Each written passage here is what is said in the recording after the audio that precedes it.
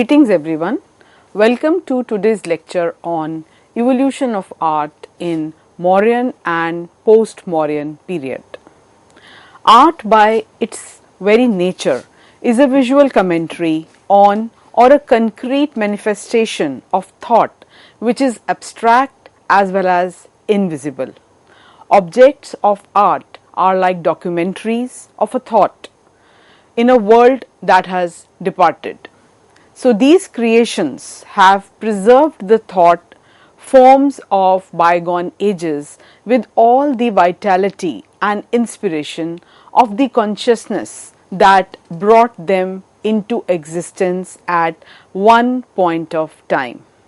So, in the evolution of human cognitive expressions, art and architecture are significant milestones, and especially when we are talking about history, then art plays a very important role in making us understand the kind of society, economy, polity, culture that must have existed during a particular time span. There have been several approaches which have been discussed in some of the preceding lectures. So today I would begin the lecture with some discussion on the sociological approach to understanding art in Indian history. So this specific approach deals with the concept of sociological understanding. There is no denying the role of religion in Indian art, but mere metaphysics cannot give true meaning to art forms. A simple archaeological reading of it cannot either help us in surveying it, documenting it, or archiving it. So we need a more methodological approach in order to achieve that. Pure abstractness and concepts of idea and spirit tend to deflect our attention from the actual meaning of arts in practical terms. As some historians and scholars believe, art exists in society. Nihar Ranjan Ray has made a very important intervention in this sociological approach. His An Approach to Indian Art, that came out in 1974, made an appeal for socio-economic forces at work in creating arts. So he tried to explore different processes that were working behind the manifestation of different art forms. He advocated that art has to be understood from specific individual contexts and contemporary positions. Now this was a very important contribution to understanding art forms and also trying to situate art in a particular context and contemporary notions. He rejected a mere archaeological approach of the colonial readings as well as the over-dependence on spirituality of arts that was highlighted in the nationalist approach, which was discussed in some preceding lectures. Further studies emerged following the sociological approach, like works on the role of artists, patrons, public or gender issues, etc., came to be explored. So in this context, we can give reference to the works of B. N. Goswami, R. N. Mishra, Vidya Dehejia and Devangana Desai. So from this kind of a discussion, it became clear that from simple biased colonial reading of Indian art, the writings on the history of Indian art moved to overemphasis on its spirituality, and then the next move was away from spirituality or the notions of nationalism to the sociological contexts, which was a far more holistic approach to understand relevance of art. Patronage, artist-patron relations, then the public domain of art, gendered readings, different kinds of eroticism in art forms, then the theories of taste as well as a pan-Asian context of Indian arts. All these became part of the postmodernist approach to understanding art, and hence an attempt was made to reconstruct meaning. This has been a very interesting theme that has also engaged the present scholarship in the realm of art. These studies have been going a long way in enriching our understanding about Indian arts as well as their importance in highlighting the role that they played in explaining different periods. Now, carrying forward our discussion further, I would begin the discussion with the pre-Mauryan phase, and in this context, one can talk about NBPW. So, the introduction of NBPW marked the beginning of second urbanization in the Ganga plain, and it coincided with Buddhist archaeology, introduction of coinage and art of writing in the middle Ganga plain, the developments that have been ascribed to around 6th century BCE onwards. So, as the development was evolving, it marked a new era of not only in the field of ceramic industry, but also with due respect to ancient polity, formation of states, Janapadas, Mahajanapadas, and how Janapadas and Mahajanapadas evolved as 16 kingdoms or oligarchic republics and can be dated to from 6th century BCE onwards. The phase has also been described as the second urbanization, and it deals with very important socio-economic and cultural history of Indian subcontinent. So, the term NBPW refers to Northern Black Polished Ware. Some notable NBPW sites in India were Charsada and Takshila in Pakistan. Then Delhi was the term for Indraprasth, Hastinapur, Mathura, Kampilya, Ahitchatra, Ayodhya, Shravasti, Kausambi, Varanasi. These were some of the very important sites in UP that have been earmarked as sites for NBPW. In addition, Vaishali, Rajgir, Patliputra and Champa in Bihar, whereas Ujjain and Vidisha in Madhya Pradesh, to name a few. So, what type of a pottery NBPW was? It has been described as a glossy, shiny type of pottery. It was made of very fine fabric and probably served as tableware for richer class. It is considered as deluxe pottery only found amongst the elites, revealing some kind of societal stratification which was a result of Brahmanical hegemony. It is classified into two types, bichrome and monochrome. While monochrome pottery had a fine and a thin fabric potted on fast wheel and had a very lustrous surface, and 90% of this pottery type was jet black or brownish black or bluish black, and only 10% of the pottery types had colors like pink, golden, brown, among others. Bichrome pottery was less, it was rarely available, and it shows all the features of monochrome pottery except that it shows combination of two colors. However, the occurrence of bichrome pottery has been rare. Now, if we talk about the northwestern part, then its potsherds were seen in Begram, then in Charsada, which is in Peshawar, then Udaygram in Peshawar, as well as in Takshila. In western Gujarat, these were located especially in Arabian Sea coastal areas, for example, Prabhas Patan. Then NBPW sherds have also been found in South India. Some of them have been found at Amravati, then Nagarjun Konda, as well as Dharani Kota.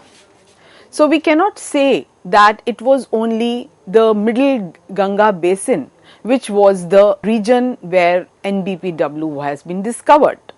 However, the main incidence is definitely in and around Magad region, in Alamgirpur, Ropar, Ahicha Chhatra, then Shravasti, Atranji Khera. However, it has also been found in areas in Rajasthan, in Sanghol, Noh, and in some parts of eastern UP. If we talk about the origin of this tradition, that is origin of NBPW tradition, then after getting influenced by the shining and polish of the wares, some archaeologists have even spotted its origin as Western origin. So they have supported the theory that probably Greek black glazed potteries were the precursors of NBPW. However, this analysis has not been proven and there is a debate regarding the indigenous origin of NBPW. While Mortimer Wheeler has suggested the Persian origin of NBPW, however, the Indian origin of NBPW also cannot be discarded, and this has been supported by scholars like B.B. Lal. And there are diverse views about the derivation of NBPW. In addition to pottery, one can talk about weapons, ornaments, and several other objects of different metals like copper, iron, gold, silver, stone, bone, and glass that have been unearthed, along with several objects like terracotta objects, punch marked coins, and this probably corresponds to the mid NBP ware phase, indicating a shift from the barter system to the use of currency for trade. Hence, from 6th century BCE onwards, one also comes across a regular occurrence of punch marked coins. Now, having discussed this pre-Mauryan phase briefly, the next important period that one can talk about is the Mauryan period. So, if we talk about Mauryan art, then Buddhism and Jainism, which were part of the Shramana tradition that had spread in 4th century BCE. So, the religious and the social scenario as well as the cultural scenario of Gangetic Valley began to undergo certain transformations, and this was clearly visible in contemporary art forms also. As both the religions were opposed to the Varna and Jati system of Vedic age, they gained patronage of the Kshatriya rulers who wanted to have a better status vis-a-vis the Brahmanical supremacy. So we see a large number of states championing the cause of Buddhism. As the Mauryas established their power, we see a clear demarcation of architecture and sculpture developing under state patronage and that developing under individual initiative. So, Mauryan art and architecture can be classified into different categories. So, we can consider the category of court art. When we talk about Mauryan court art, what does this all include? It implies architectural works in the form of pillars, stupas and palaces, which were largely commissioned by Mauryan kings. And this patronage was both for political as well as for religious reasons. So, these architectural monuments and different works of art very well were performing a way of achieving and establishing imperial ideology. If we talk about palaces, then Greek historians like Megasthenes have described the palace of Mauryan Empire as one of the greatest creations of mankind, and even Chinese traveler Fahian referred to Mauryan palaces as God-gifted monuments. Now, this definitely seems to be an exaggerated statement, but it does indicate the level of architectural magnificence that they must have encountered. And as you can see in this visual, which seems to be a ruin of a palace, and it definitely appears to be a very complex and a well planned structure. The next important category that we can discuss with reference to architecture is pillars, and especially Ashokan pillars. Ashokan pillars were a symbol of the state power, and they assumed a great significance during the entire Mauryan Empire. The main objective was to spread the Buddhist ideology as well as to convey court orders in the entire Mauryan Empire, and this included not only the region in and around capital, that was Patliputra, but also in far off areas that were probably part of the hinterland, and probably direct Mauryan rule was not possible over there. So while most of Ashokan pillar edicts were in Pali and Prakrit language, few also were written in the regional languages like Greek or Aramaic, so as to make them visible and also comprehensible to the local population. Now, if we talk about Mauryan pillars, then one can say that they consisted of four important parts. A very important part was the shaft. It was a long shaft which formed the base and was made up of a single monolith, that is a single piece of stone. Then the next very important part of a pillar was the capital, which lay on top of the shaft. This was either lotus shaped or bell shaped. The third very important part was abacus. Abacus was situated above the capital, and there was a circular or a rectangular base which was known as abacus.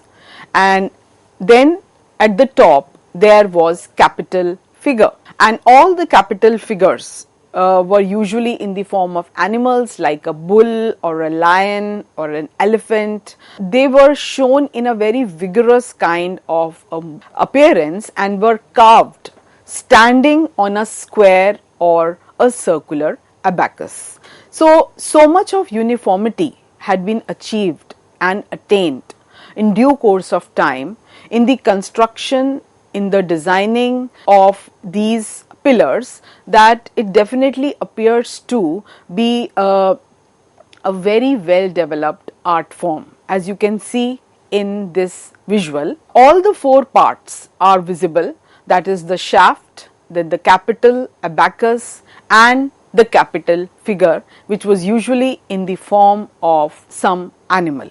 The next very important part was the pillar edicts. So the pillars were not only a structure that had been erected here or there. They contained important inscriptions, and also one can talk about 7 pillar edicts. These were found at Topra in Delhi, Meerut, Kausambi, Rampurva, Champaran, Mehrauli, and the pillar edict 1 is a very important one, as it talks about Ashoka's principle of protection to people. Then similarly one can give reference to some other pillar edicts like pillar edict 2, which defined Dhamma as the minimum of sins, many virtues, compassion, truthfulness, purity, liberal attitude and toleration. Then talking about pillar edict 3, it focused on abolishing sins of harshness, cruelty, anger, pride, etc. While pillar edict 4 indicated duties of Rajukas, which were state officials. Then pillar edict 5 It mentioned a list of animals as well as birds who were not to be killed on specific days, and some animals which were completely banned, their slaughter was completely banned. So these kind of state orders were clearly visible on these pillars. Then Pillar Edict 6th discussed Dhamma policy, and Pillar Edict 7th gave details about several works that had been commissioned by Ashoka for spreading his policy of Dhamma. Now next we come to minor pillar inscriptions like Rumindei pillar inscription, Ashoka's visit to Lumbini and how he exempted Lumbini from tax because of its association with Gautama Buddha. So these kind of informations are available from such sources.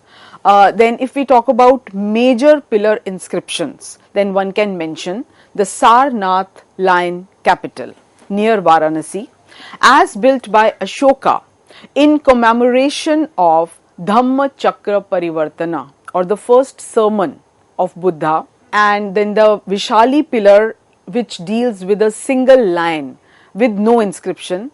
Then one can mention Sankissa pillar which has been found in Uttar Pradesh, then Lauria Nandangarh. Then these several pillars and the inscriptions offer important details pertaining to Ashoka's policy towards not only Dhamma but also his advice every now and then to the citizens of his state as to how to maintain decorum, how to behave well, how to be tolerant to each other. So probably these pillar inscriptions, these rock edicts, etc. were performing a very important task of communication as well. Now if we talk about stupas, then stupas were the burial mounds in India from the Vedic period onwards. So stupas consisted of a cylindrical drum with a circular egg-like and a harmika and a chhatra on the top. So the hemispherical mound was symbolic of the mound of dirt that had been used to cover Buddha's remains. And in several stupas, actual relics were used, that is, remains of Buddha's dead body, whether it could be bone, a part of a bone or hair or any such part of his body was kept as relic. Now in this context we can talk about harmika, which was a square railing on top of the mound, and then chhatra, which was a central pillar supporting a triple umbrella form. Now Sanchi Stupa in Madhya Pradesh is the most famous of the Ashokan stupas, and Piprahwa Stupa in Uttar Pradesh, however, is the oldest. Now the next very important form of architecture that one can mention is the cave architecture. During the Mauryan period, caves were usually used as viharas, that is, living quarters, by the Jain and Buddhist monks who used to wander from one place to another, and especially during the rainy season they needed some kind of a shelter. So one can talk about Nagarjuna caves in Bihar. These were formed during the time of Dashrath, who was the grandson of Ashoka. Then some other caves that one can talk about were Gopi caves, Bahayak caves, and these were some very important areas that also provide lot of information, and the kind of mudras that are conveyed in the sculptures, they indicate Dhyan Mudra, the meditative position, then Dharma Chakra Mudra, which means turning the wheel of law, then Bhumi Sparsha Mudra, that is touching the earth with the right hand and calling it to witness truth. As you can see in this visual, the different examples of caves and the mudras, how the sculpture represented these 4 mudras. Now, having discussed all these points, we would move on to the next important part of our discussion, and for that I would take a break. Thank you.